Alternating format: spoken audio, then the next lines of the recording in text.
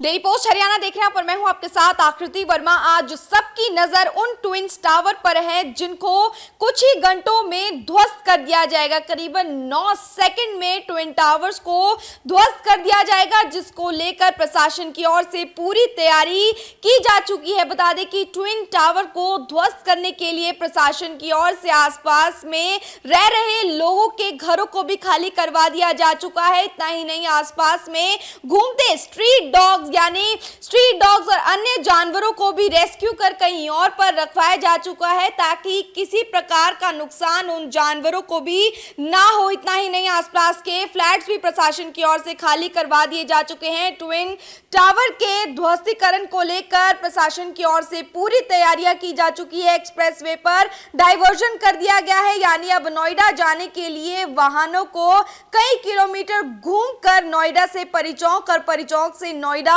जाना होगा। Twin tower गिराने से पहले आसपास के अस्पतालों को भी अलर्ट कर दिया गया है, साथ ही कई एम्बुलेंस की तैनाती भी कर दी गई है। इसके अलावा लोगों को मास्क लगाने की सलाह दी गई है, क्योंकि 5 गुना प्रदूषण बढ़ने का खतरा इससे बताया जा रहा है। ऐसे में धूल ना उड़े, इसको लेकर भी प्रशासन की ओर से पानी के फुहारों की तैयारियां भी की जा चुकी है। पानी का छिड़काव भी प्रशासन की ओर से आसपास के इलाकों में किया जाएगा, क्योंकि प्रदूषण बढ़ने का खतरा इसकी ओर से जताया जा रहा है। इतना ही नहीं, मास्क लगाने की सलाह भी प्रशासन की ओर से दी गई है। बता दें कि ट्विन टावर में सैकड़ों लोगों ने फ्लैट बुक करवाए थे। इनमें से अभी भी कुछ लोगों को रिफंड नहीं मिला है। जिन लोगों ने ट्विन टावर में फ्लैट्स बुक करवाए थे, उनका सपना ट्विन टावर में रहने के लिए पूरा नहीं हो पाएगा, क्योंकि कुछ ही देर में, कुछ ही घंटों में इस ट्विन टावर को ध्वस्त कर दिया जाएगा। करीबन 9 सेकंड में ये इमारत ध्वस्त की जाएगी।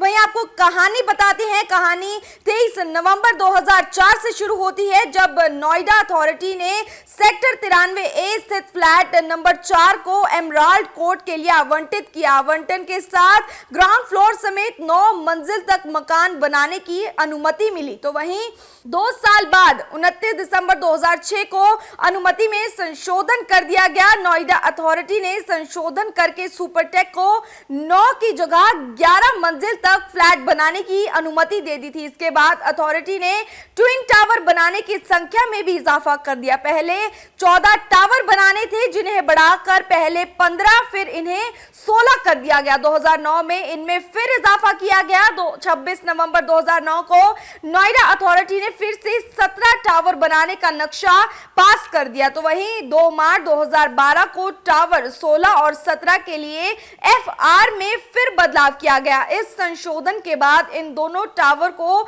40 मंजिल तक करने की अनुमति मिल गई। इसकी ऊंचाई 121 मीटर तक तय की गई। दोनों टावर के बीच दूरी महज 9 मीटर रखी गई, जबकि नियमों के मुताबिक 2 टावरों के बीच ये दूरी कम से कम 16 मीटर होनी चाहिए। अनुमति मिलने के बाद सुपरटेक समूह ने एक टावर में 32 मंजिल तक इमारत खड़ी की, जबकि दूसरे में 29 मंजिल तक का निर्माण भी पूरा कर दिया गया। इसके बाद मामला कोर्ट पहुंचा और ऐसा पहुंचा कि टावर बनाने में हुए भ्रष्टाचार की परतें एक के बाद एक खुलती गई। ऐसी खुली कि आज इन टावरों को जमींदोज करने की नौबत आ गई। तो वहीं आज सबकी नजरें इन ट्विन टावर पर बनी हुई है। कुछ ही घंटों में इन टावर्स को ध्वस्त कर दिया जाएगा। बता दें कि सबकी नजरें इन ट्विन टावर पर टिकी हुई हैं कि इसके बाद प्रशासन की ओर से इसको लेकर अलर्ट जारी कर दिया गया है। एनडीआरएफ की टीम्स वहां पर मौजूद है। लगातार प्रशासन की ओर से